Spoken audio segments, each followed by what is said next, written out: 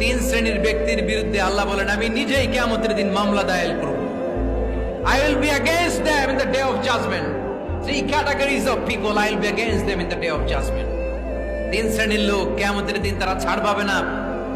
আল্লাহ বলেন আমি নিজেই তাদের বিরুদ্ধে মামলা দায়ের করব। এর মধ্যে এক শ্রেণীর লোক হচ্ছে রাজুলুন ইস্তাআজারা জিরান ফাস্তাউফা মিনহু ওয়া লাম ইউতি আজরা। একজন শ্রমিক ভাড়া করে তার কাছ থেকে কাজ নিয়েছে কিন্তু তার পারিশ্রমিক আদায় করে নাই। এরকম আছে না নাই? দাপট দেখায় ইউনিভার্সিটির ক্যান্টিন গুলোতে, ইউনিভার্সিটির ক্যান্টিনে যে খায় মাগার বিল দেয় না, এরকম টাকায় দাসরা নাই। চায়ের দোকানে চা খায় আগে পরে দিমু বিল দেয় না, আছে না নাই? দোকানে যে পণ্য কিনে বিল দেয় না, পরে দিমু, আছে না নাই? কিয়ামতের দিন আল্লাহ তোরে মাস্তানি ছুটাবে, চিল্লা এখন ঠিক কিনা? আনা খাসমুহুম, আমি নিজেই তাদের বিরুদ্ধে মামলা দায়ের করব। কথাটা কার?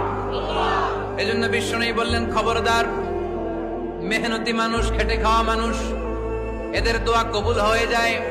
আতুল আজিরা আজরাহু ক্বাবলা আন ইয়াজিফা আরাকুহু। খবরদার, বিশ্বনবী বললেন শ্রমিকের ঘাম শুকিয়ে যাওয়ার আগে তাদের পারিশ্রমিক মিটিয়ে দাও। বিশ্বনবীর বিখ্যাত হাদিস, আতুল আজিরা আজরাহু ক্বাবলা আন ইয়াজিফা আরাকুহু।